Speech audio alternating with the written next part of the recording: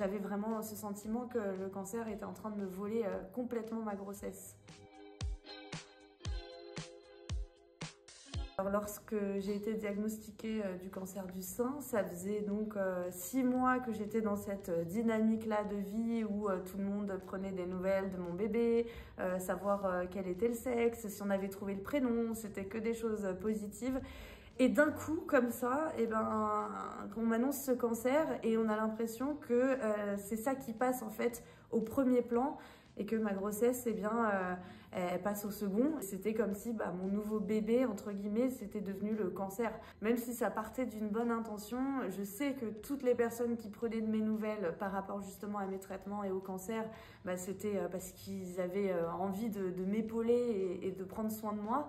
Mais malgré ça, en fait, moi, le sentiment que j'en avais à ce moment-là, c'était que ce fichu cancer, il était vraiment en train de tout détruire sur son passage, de rallier même mes proches avec lui, parce que c'était lui maintenant le centre de l'attention et c'était plus mon bébé. Et j'avais vraiment ce sentiment que le cancer était en train de me voler complètement ma grossesse. Dès que j'ai eu l'annonce, je me suis toujours adressée à ma fille, même lorsqu'elle était dans mon ventre, pour lui expliquer ce qui se passait. Déjà parce que je voulais pas en faire un sujet tabou et aussi parce que je considérais qu'elle avait été là le jour de l'annonce. Ça fait partie de son histoire aussi. J'ai mis des mots en fait sur tous les sentiments que je pouvais ressentir pour lui expliquer ce qui se passait en fait, pour la rassurer, pour me rassurer peut-être un petit peu aussi en même temps. Pour moi, on était en duo, on était vraiment deux à faire face à ça, à aller en chimiothérapie. Donc c'était logique que je lui parle et que je m'adresse à elle. J'ai eu 2 chimios lorsque j'étais enceinte. Le regard des autres patientes parfois me faisait réaliser que je n'étais pas censée être là. Ça ajoute encore plus, on va dire, ce sentiment d'injustice et ce sentiment de tristesse aussi, notamment quand j'allais en chimiothérapie. C'est vrai qu'on me faisait comprendre par le regard qu'il y avait quelque chose qui n'était pas normal d'arriver avec un gros ventre de femme enceinte. Mais je les esquivais finalement ces regards parce que j'avais très peur que, sans le vouloir, ça amène à une discussion désagréable, notamment que quelqu'un me demande qu'est-ce que je faisais là. Et ah bon, mais c'est possible d'avoir de la chimiothérapie, mais c'est pas mauvais pour votre enfant. Voilà, et que ça rajoute un petit peu plus, on va dire, de culpabilité alors que j'en avais déjà. J'ai eu ce sentiment de culpabilité pour plein de raisons finalement. Déjà de devoir lui faire subir les traitements de chimio parce que elle était en colocation finalement avec moi dans mon ventre et j'étais en train de ressentir plein de sentiments différents qu'un nouveau-né ou qu'un tout petit bébé n'est pas censé connaître encore à ce moment-là. Donc la colère, la tristesse, le sentiment d'injustice. En fait, c'est beaucoup de choses qu'une femme enceinte, effectivement, ne doit pas vivre, parce qu'on nous dit à chaque fois, quand on est enceinte, arrête de stresser, arrête de t'énerver, le bébé il ressent tout, c'est pas bon pour lui. J'avais peur que ça en fasse un bébé complètement angoissé. La naissance en elle-même a été un super moment parce que j'ai eu le droit à un petit peu de magie, dans le sens où elle est née naturellement, quelques jours avant le déclenchement qui était prévu.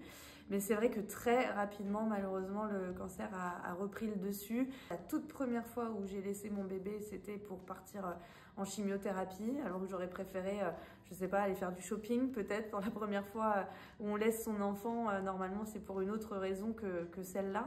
Il y a eu quand même pas mal d'événements qui m'ont ramené au cancer, même lorsque j'étais encore à la maternité, des réflexions qu'on a pu me faire, même de la part d'infirmières qui attendaient de moi à ce que j'ai la même énergie qu'une jeune maman lambda, on va dire, ou même des réflexions, vous avez décidé du coup de ne pas allaiter, alors que je n'avais rien décidé du tout, j'étais en traitement de chimiothérapie, et de fait, c'était impossible l'allaitement pour moi. Lorsque j'ai eu mon opération de tumorectomie, on nous dit de pas porter de charge lourde pendant 3 semaines, voire 1 mois. Et donc forcément, qui dit charge lourde dit mon bébé. J'étais vraiment frustrée, comme je pouvais pas la porter. Je voyais tout le monde qui venait la rencontrer pour la première fois et qui était en train de la dorloter, de la prendre dans les bras. Et moi, j'avais pas le droit. Donc pour mon cœur de maman, ça aussi, c'était un déchirement. Quand on a un tel diagnostic, donc on est enceinte et qu'on nous annonce un cancer, on a vraiment ce besoin en fait de se trouver quelqu'un, un modèle, un exemple, quelqu'un qui serait passé par là et qui aurait vu le bout du tunnel. J'ai eu l'impression de remuer ciel et terre pour justement trouver un témoignage d'une femme qui avait eu son cancer du sein diagnostiqué pendant la grossesse.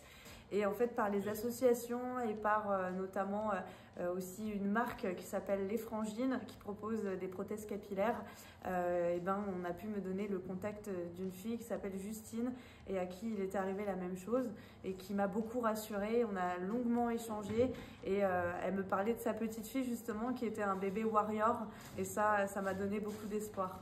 Ce qui m'a permis aussi de garder la tête hors de l'eau, en plus bien sûr de mon bébé, c'était ce lien avec les autres sœurs de combat, donc les autres femmes qui traversaient une épreuve similaire.